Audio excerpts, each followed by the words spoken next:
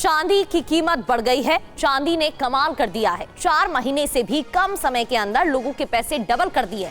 कल चांदी का भाव 3 लाख के पार पहुंच गया। एक झटके में ही चांदी के दाम में करीब 13,500 रुपए का उछाल दर्ज किया गया है।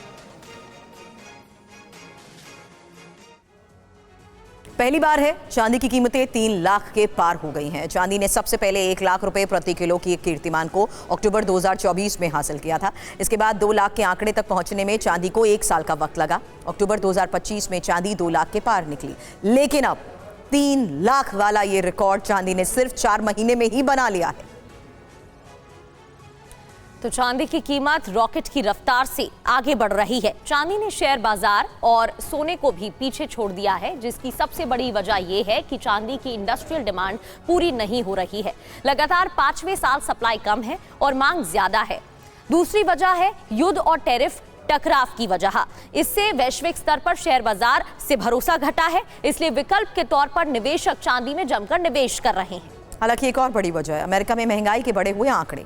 इसका मतलब है कि आने वाले दिनों में फेडरल रिजर्व ब्याज दरों में कटौती कर सकता है। इससे सोने चांदी के दाम बढ़ रहे हैं। दुनिया की आधी से ज्यादा चांदी का उत्पादन ही लैटिन अमेरिका में होता है, लेकिन अब यहां उत्पादन लगातार गिर रहा है। अब चांदी की बढ़ती कीमतों पर ही लोग क्या कह रहे हैं, सुनिए।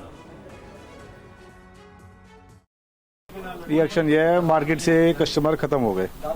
गोल्ड ऑलरेडी इतना महंगा था तो हमारा काम चांदी से चल जाता था, लेकिन चांदी अब गोल्ड से इतनी ज़्यादा महंगी हो गई है कि हमारा उससे भी काम नहीं चलता। बाजार से कस्टमर खत्म हो चुके हैं। इससे बाजार में कस्टमर ही नहीं है बिल्कुल भी। पूरे दिन खाली बैठे रहते हैं। एक आधा कोई कस्टमर आता है, वो रेट सुनता है, वो चला जाता है। काम है ही नहीं मार्केट के अंदर, बिल्कुल काम जीरो हो गया ज्वेलर्स का। अगर यही हालात रहे तो आज भी एक ज्वेलर्स ने सुसाइड करा और भी करेंगे।